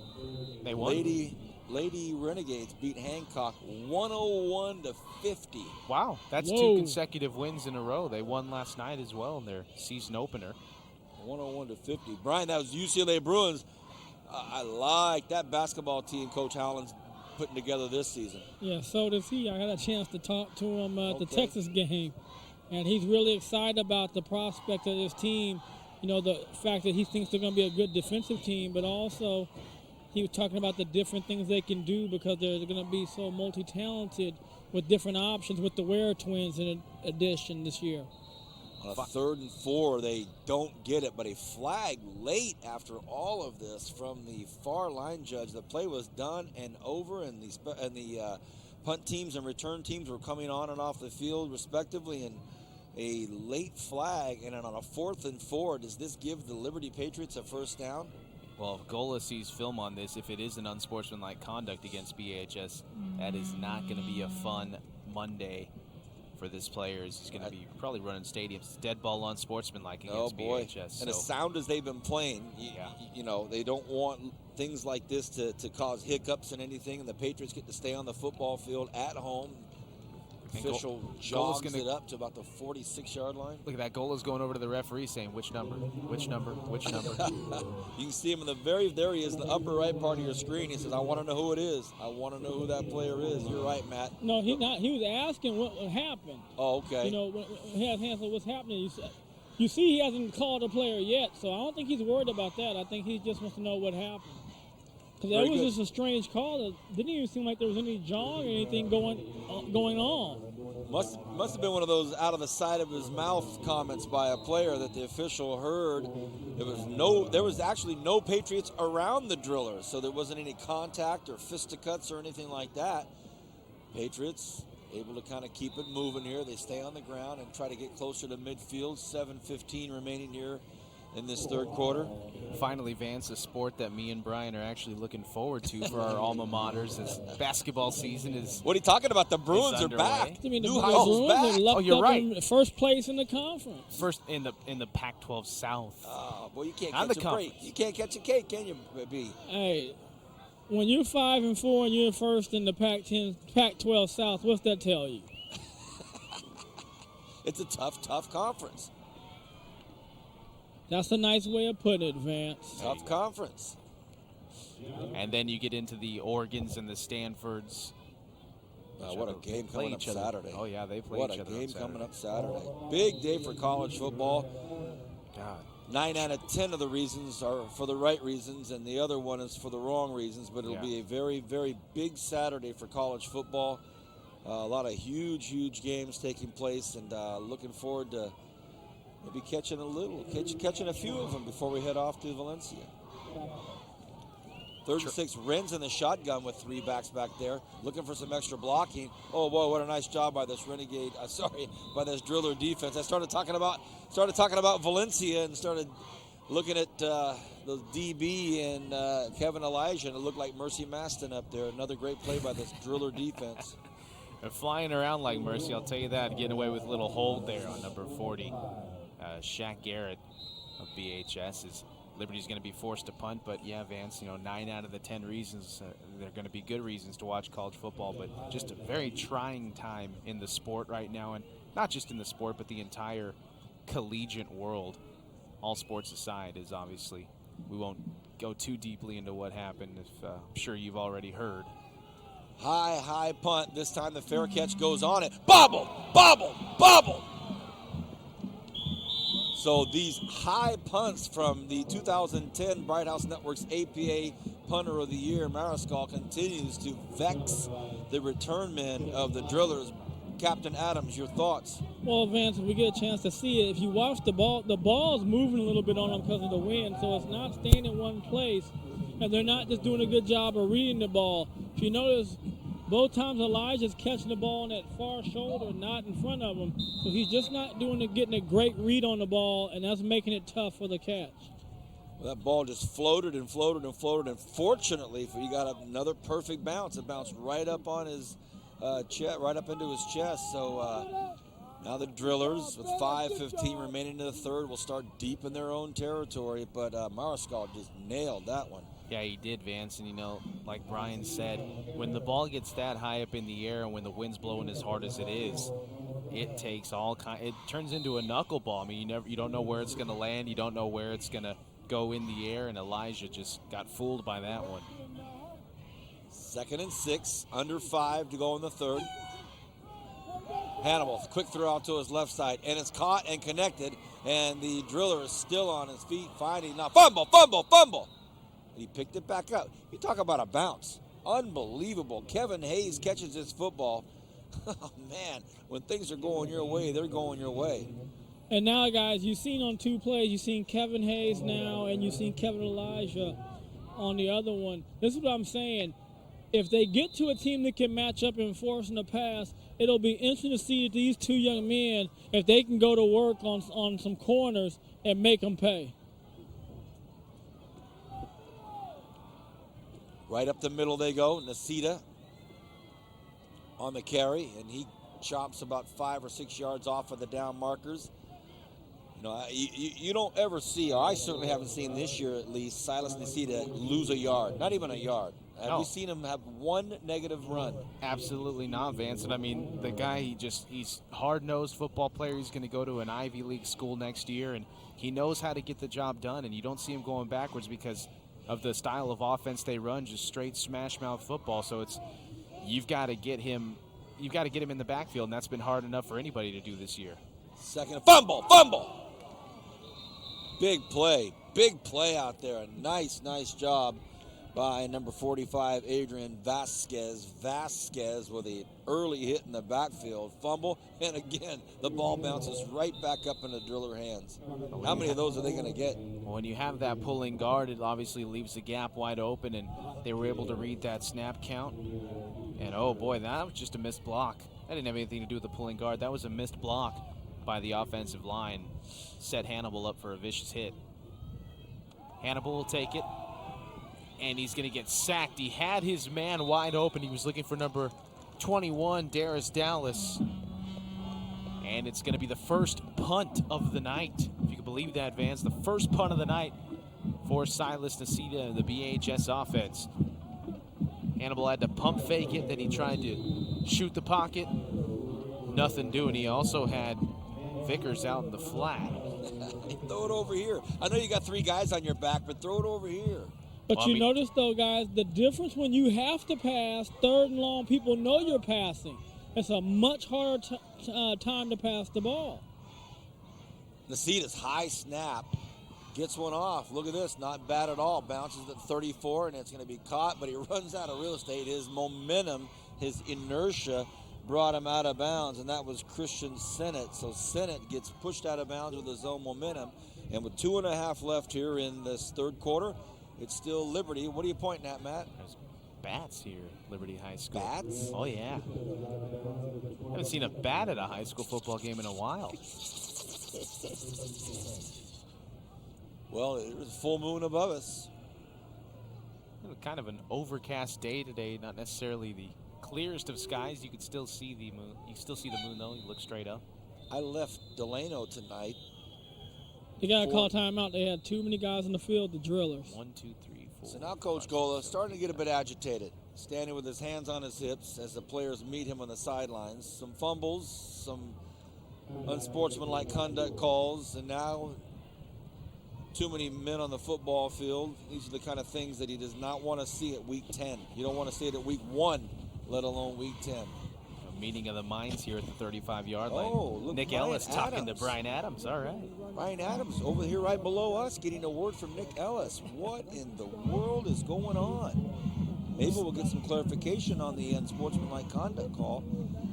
But if there's a guy that's going to do it, if there's a consummate professional that's going to come run and tell our main man, Brian Adams, what the scoop is, did you get one, B? Yes, by rule now, if a team is up by 35 points in the fourth quarter, they will have a running clock. Oh. So unless they score in this next 2 minutes 34 seconds and we start the quarter, and even if they score after that, it will stay a running clock. That is very beneficial to know, Brian. Thank you very much for that. Well, Thank you, Nick Ellis, for that information. Nick Ellis thought he'd jog over here and have a word with our captain and give him the word. So with the score 42-31, that's a 36-point line. So we fall into that category tonight. Absolutely. I was telling you, I left Delano tonight about 6 o'clock. It was 40 degrees. I thought it was going to be just an unbelievably chilly night, but man, this is golfing weather. 2nd and 13. Hand off to Jounty, and he slips, loses his footing. His knee went down at about the 21-yard line, so that'll bring up 3rd and long.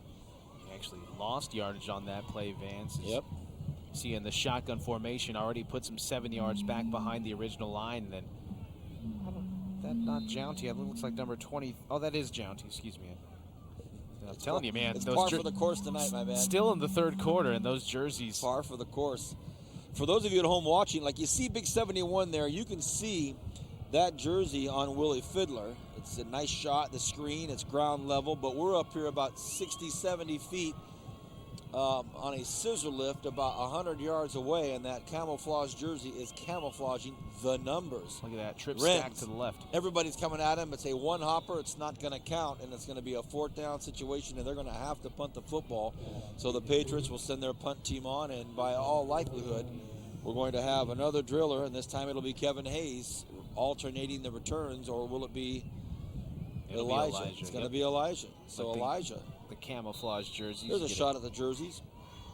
Can you imagine how difficult that is for us to see up top? It's pretty cool. In honor of Veterans Day and whatnot. That's sure is. Great gesture by the Liberty Athletic Department.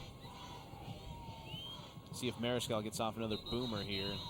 Looks like he's going to have to kick it from 5 yards back because it's going to be a, well, that would signify an illegal substitution. Thought it was delay a game originally. PA announcer having to look through his referee note card. See what call is what. Somebody came off. Substitution infraction, I believe is the official term, so it's going to be 4th and 20. Mariscal back to punt, Elijah back to return with 1:02 left to go in the third. High snap, Mariscal barely brings it down, but he gets off an absolute rocket way over the head of Elijah, and Elijah's going to pick it up on the bounce.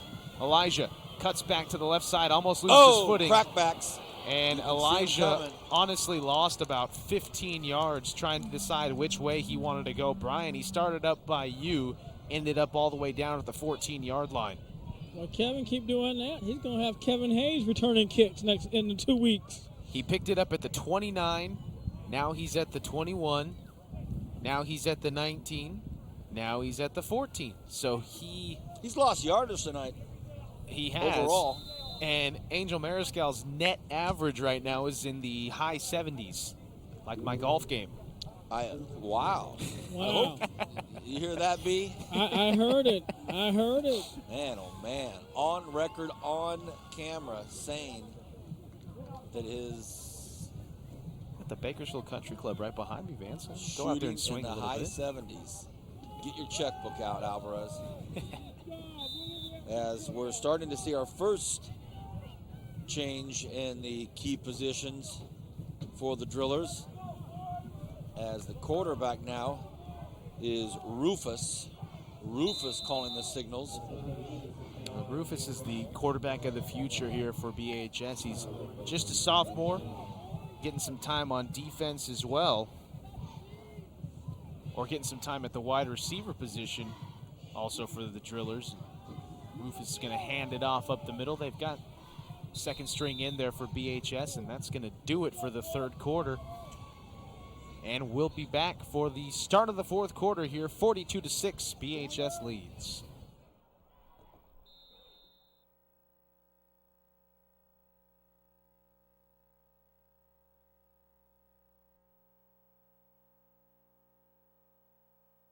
Make your life easier, like being able to watch TV on more screens or set your DVR when you're out and about. You can also manage your home phone calls and messages, and even have voicemails delivered to you instantly via email or text message.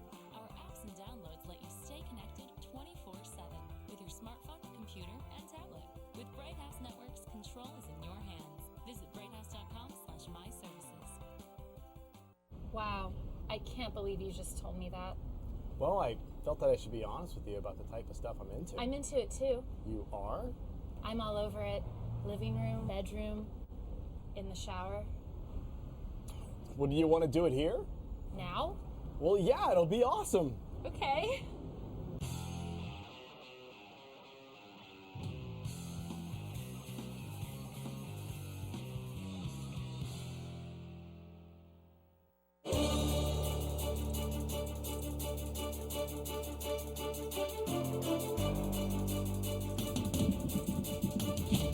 Start of the fourth quarter here at Liberty High School. It'll be 3rd and 5 for the BHS Drillers, who have thoroughly dominated this game.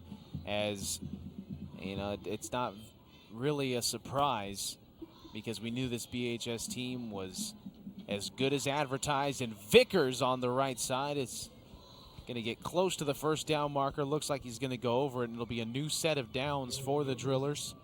And as we mentioned in the third quarter, this fourth quarter will be a running clock because of the deficit that the Patriots are having to endure at the moment. Sick little option play on the right side, and Vickers upended, but able to get the first down at the 25. So fresh set of downs for the Drillers.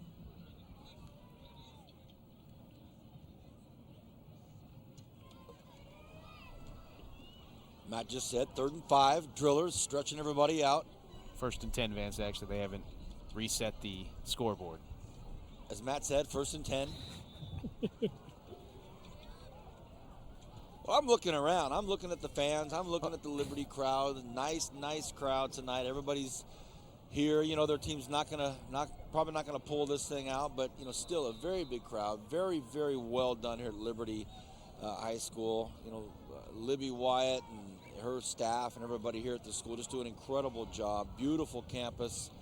The band's phenomenal. So not going to win this football game, I don't think, but boy, they're still dialed in with every other aspect or facet of their evening. So it's a 2nd and 6, I think. It is. Scoreboard operator said it was a running clock. Just clicked the on button and took off for the night. Said, good night, folks.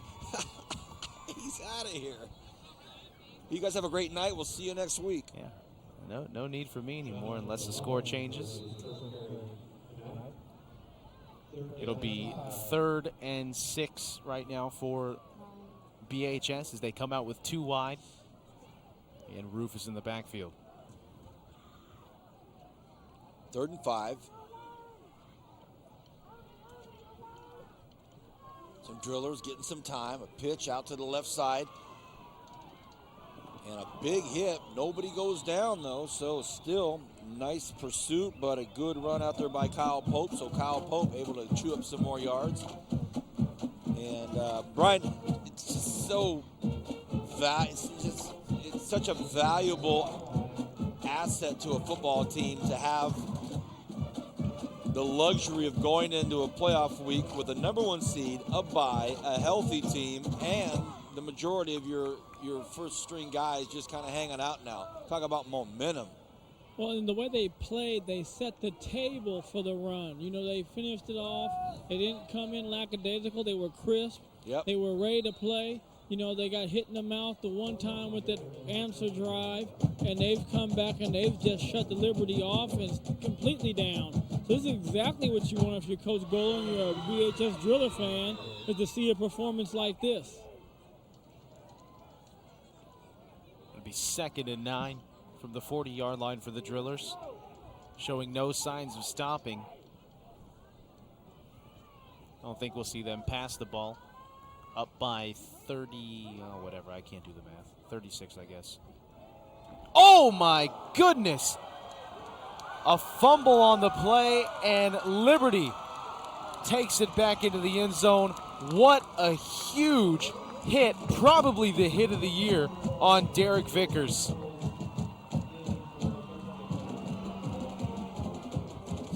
Wow. Let's take a look right here. I think they did a Vickers, corner bow. blaze right there. I think the corner just came off hot. Well, did Vickers and ever caught have the him ball? He never saw it. It was number 87. They didn't even have it. Oh, 27. Yeah. Logan Urmston. Urmston gets the touchdown. Can you see where he came off from? I think it was off the corner. We'll get another look at the replay after the extra point here as Liberty finally gets back on the board. Down by 30 points, looking to go down by 29. Snap good, kick up and good. And with 7:38, but the clock's running, remember, left to go in this game, 42-13. Here you go on the instant replay. Rufus, the pitch out to Vickers. Wham! Bam. That was, and it's good to see Vickers get up and walk away from that one because that was one of the most violent collisions So that Christian I've heard. Sinnott laid the hit. Was it Christian Sinnott that laid the hit, number 15, and then the scoop up was Urmston. By the way, special Kern County hello to Libby Otten. Libby Otten. We've gone 8 years here with Otten as a last name as a football player, and this is the first year no Ottens being named on Bright House Networks at a Liberty football game. Ran into the parents and I said, no Otten. They said, well, you can say hi to our daughter. She's an up-and-coming volleyball star. I said, you got it. And can you believe this Vance Mason Otten, obviously, he's over at BC, and my dad relayed the message to me that we used to live across the street back when we lived on the far east side past Mesa Marin. We used to live across the street from an elderly couple. Their last name was the Ottens. Happened to be Mason's grandparents. Either his grandparents or great-grandparents, one or the other, but they used to let us come over all the time, jump on the trampoline in the backyard, and they were just great people that they were very good neighbors at a time when I was growing up and finding myself. 6 minutes left to go in the game, 42-13, and my goodness, I'm still in awe of how hard that hit was on Vickers. Taken at the 5 and brought down at the 19-yard line. So with under 6 to go here, the Patriots score on a turnover after a wallop on Vickers, and he's probably tired of us talking about it, and he's tired of us mentioning it, but boy, it was a big hit as we see Kevin Elijah get brought down here at about the 18-yard line. So the Drillers will take another shot at it, and Vickers is thinking, hey, those TV guys are talking about not getting injured before the playoffs. I don't want another one of those babies. Yikes. Calling the option in the huddle. Vickers is saying, no, I'm good. And off up the left side. We're going to take another look at this, Vance, the touchdown fumble recovery from Liberty. Here's a perfect angle right here. Pitch to Vickers. Boom. Wham. Boom. What a hit by Sinnott. That is one that they're going to look at in film, and they're going to all cringe. Ow. Guys, there was nothing they could do, really, because that's the first time they came off the corner hot with Sinnott. He's the corner, so he's unaccounted for in that play. But, there was nothing to lose from Liberty to do it. You were already getting beat by 36 at the time, and a running clock. So good call and defensive coordinator, and unfortunate for Vickers being the victim of that. And, I mean, that's just a bad scenario altogether because of the fact that it was a pitch and it wasn't an option. I mean, that was a straight turnaround toss, a toss sweep to the right side. And, you know, that's just a scenario where they bring the corner on a blitz, and the toss sweep was a little behind Vickers, and he had to turn to try to get it and got popped in the process. But, I mean, you have to think that in the playoffs when they do the film exchange, you know, the teams are going to try to key on that corner blitz now. They're gonna want to run that corner blitz knowing that, you know, a strong toss may be coming that way or an option. Well, you can try that. I think that's a bad thing to do against them because you got to remember it's going to be Hannibal running it, and if Hannibal runs it, he'll just go upfield and score. If you can't have that corner blaze like that against the drillers and their starters. Rufus goes to his right, throws, intended out there to Vickers, incomplete, and the Patriots will punt again.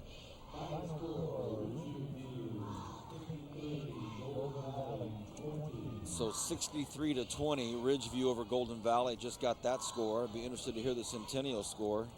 Well, Centennial was up 27-20, I believe. I might be able to read the Bakersfield Christian score from here if the scoreboard was on the other side of the field. We're that close to BCHS. That's one fun thing about doing these games up on these scissor lifts. It's Friday night lights for us magnified. We get to see all the different lights from the different schools, especially when we're out on the west side. Especially when we're out at Garces. I mean, Garces on top of the hill. You can see everything. Nacita will punt. 4th and 11 for the 19. And they're going to waste as much time as they can. Probably call a timeout. Take the penalty. Sennett, who laid the big hit on Vickers, is deep for the Patriots. And the Drillers do just that. They march it back a little bit. So BHS will march into the playoffs with a bye and most likely a #1 seed in the entire valley. Well, here you go, Vance. Here's the situation. I mean, if the clock's still running, you could theoretically just take delay of games for the rest of the game, and the clock would run out. There's a caveat. There's a caveat on a running clock. I think 2 consecutive clock stoppages. They'll stop it. So you only get one. High snap. Nacita grabs it. He's in trouble, but he's going to run to the right and rugby punt it, and. It's downed at about the 45-yard line, and a flag. Oh, no, he just thrown down a marker. Just throwing a marker down. So 45-yard line. The clock continues to run, and Patriots might try to get a playoff. Coach Mills might try to get something rolling here with 1:18 and counting.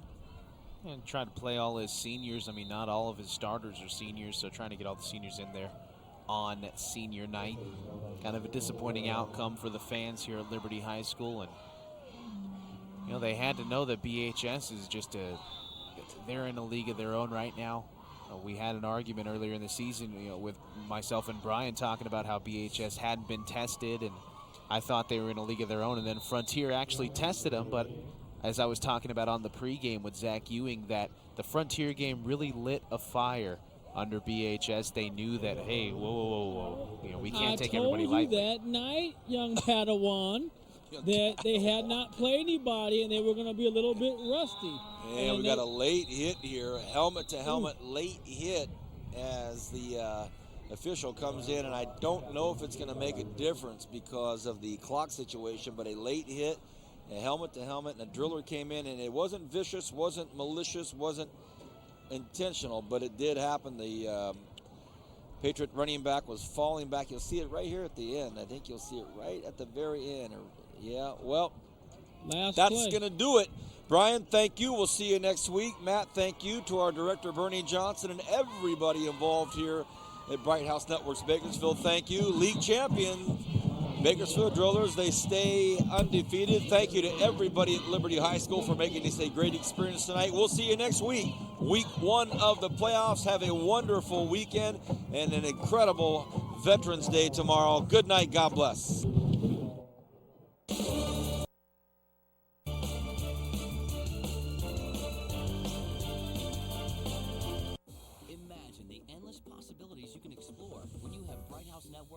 exclusive Roadrunner Lightning. It's high-speed internet service that can seamlessly connect all your favorite wireless devices so everyone in your home can accomplish more in less time.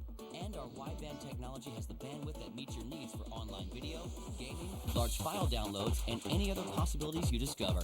Create an internet experience like no other with Roadrunner Lightning. Call today and get free installation. Learn more at brighthouse.com/lightning. This is wideband. Wow, I can't believe you just told me that.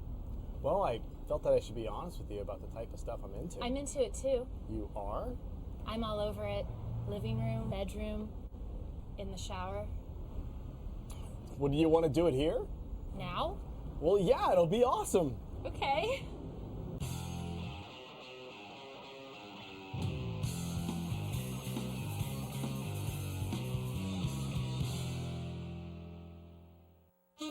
I love my Bright House Network's DVR. It's always there when I need it. And now I love my DVR even more now that I've upgraded to the Whole House DVR.